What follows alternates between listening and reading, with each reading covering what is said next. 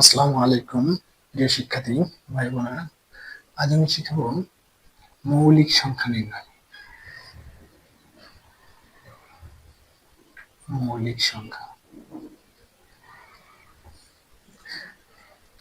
আজ আমরা দেখি মৌলিক সংখ্যা কোনগুলো।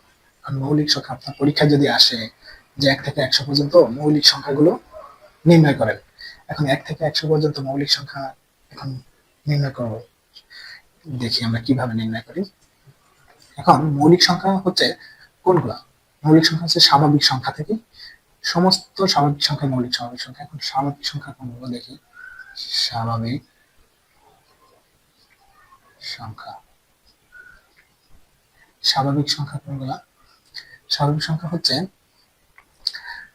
ধনাত্মক ধনাত্মক সংখ্যা যেমন 1 2 3 4 5 এগুলো। আর ঋণাত্মক সংখ্যা -1 -2 -3 এগুলো হচ্ছে ঋণাত্মক। তাহলে স্বাভাবিক সংখ্যার ভিতরে একটা হচ্ছে যৌগিক সংখ্যা। স্বাভাবিক সংখ্যার মধ্যে আবার যৌগিক সংখ্যা আছে, আর একটা আছে মৌলিক সংখ্যা। মৌলিক সংখ্যা, যৌগিক সংখ্যা।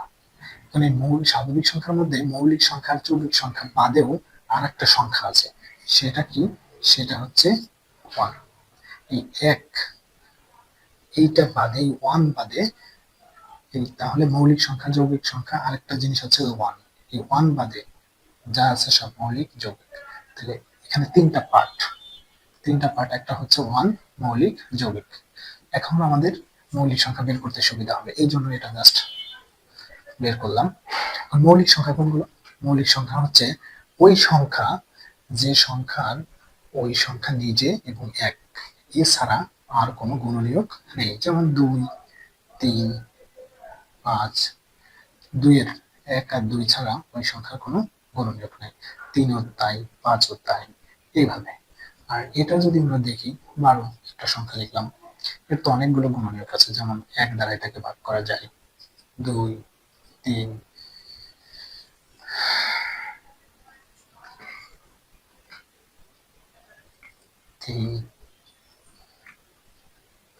4 6 এরকম। আমি ইংলিশ বাংলা মিক্সড করে ফেলছি, আচ্ছা সরি। আচ্ছা, এভাবে। তাহলে এরা হচ্ছে যৌগিক সংখ্যা, এটা হচ্ছে মৌলিক সংখ্যা। এখন আমরা দেখি আমরা কিভাবে মৌলিক সংখ্যা বের করি। এখন আপনাকে যদি বলা হয় যে 1 থেকে 50 পর্যন্ত এগুলোর মৌলিক সংখ্যা, এর মধ্যে কতগুলো মৌলিক সংখ্যা আছে এগুলো বের করেন। এখন আমরা কিভাবে বের করব আমি দেখাই। কিভাবে 1 থেকে 50 পর্যন্ত এর মধ্যে মৌলিক সংখ্যা আছে এগুলো বের করার জন্য একটা সূত্র ইউজ করতে পারি। সেটা হচ্ছে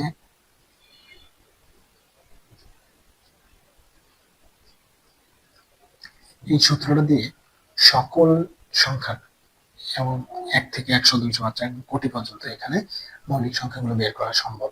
শুধু এই সূত্র দ্বারা 2 এবং 3 2 3 এই দুইটা সংখ্যা বাদে সকল সংখ্যাই এই সূত্র দিয়ে বের করা সম্ভব।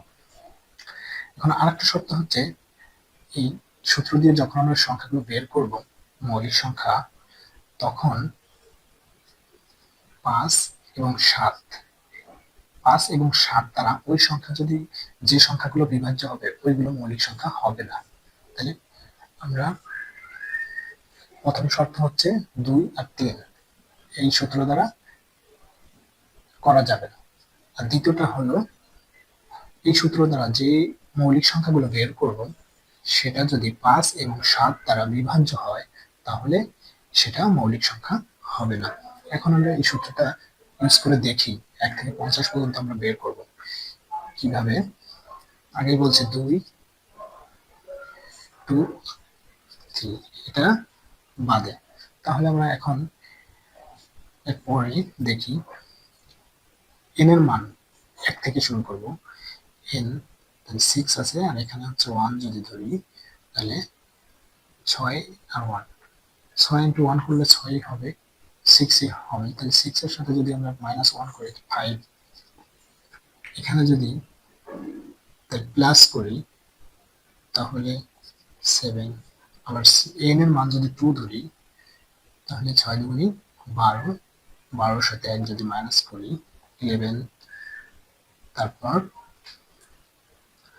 সাথে যদি প্লাস করি, এখন যদি 3 ধরি 6 দুগুণে 318, 318, 18 থেকে যদি 1 মাইনাস করি তাহলে 17, আবার 318, 18 সাথে যদি 1 যোগ করি তাহলে 19, এখানে যদি আবার 4 ধরি 4 7 24, 24 থেকে যদি 1 মাইনাস করি তাহলে 23, 4 7 24 আর 1 যদি যোগ করি তাহলে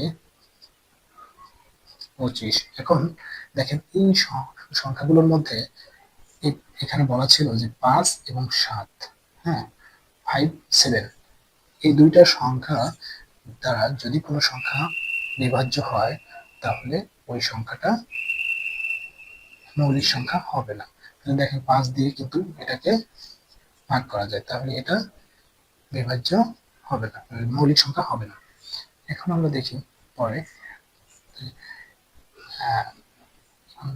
5 দিয়ে দেখি 5 30, 30 থেকে 1 মাইনাস করি তাহলে হবে 29। এখন আমরা যদি যোগ করি আবার যদি এখানে 6 7 36, 36 থেকে 1 মাইনাস করবো 35, এটাও কিন্তু 7 দিয়ে বিভাজ্য, তাহলে এটাও কিন্তু মৌলিক সংখ্যা হবে না। 6 6 7 36 আর 1 37, ঠিক না, যোগ করলে 7 দিয়ে যদি 6 7 42, 42 মাইনাস 1 যদি করি তাহলে 6 7 42 আর 1 যোগ করলে 43, 8 গুণ করে 6টা 48, 48 থেকে 1 মাইনাস করি তাহলে 47, 6টা 48 আর 1। এখন দেখেন এখানে এই সংখ্যাটাও 7 দ্বারা বিভাজ্য, তাহলে 1টা 2টা 3টা এই 3টা বাদ দিতে হবে, কেননা এই 3টা সংখ্যা এই 2টা দ্বারা বিভাজ্য হয়, এই জন্য এগুলো বাদ দিতে হবে। এগুলো বাদ দিয়ে আর 2 আর 3 এই সূত্র দ্বারা করা যাবে না, 2 আর 3 বাদ দিয়ে করতে হবে। তাহলে আমরা দেখি 50 মধ্যে 1 2 3 4 5 6 7 8 9 10 11 12 13 14 15, তাহলে 1 থেকে 50 পর্যন্ত আমরা 15টি মৌলিক সংখ্যা পেলাম। এইভাবে আমরা উপরে যত পর্যন্ত বের করতে চাই এই সূত্র দ্বারা বের করা সম্ভব। শুধুমাত্র আমাদের দুইটা জিনিস মনে রাখতে হবে, সেটা হচ্ছে 2 এবং 3, অর্থাৎ 2 আর 3 বাদ দিয়ে এই সূত্র প্রয়োগ করতে হবে। প্রয়োগ করার পরে আমাদের দেখতে হবে 5 আর 7 দ্বারা ওই সূত্র দ্বারা বের করার পরে যে ফলটা 5 এবং 7 দ্বারা বিভাজ্য কিনা, যদি বিভাজ্য হয় তাহলে এটা মৌলিক সংখ্যা হবে না। এভাবে আমরা সহজেই মৌলিক সংখ্যাগুলো বের করতে পারি।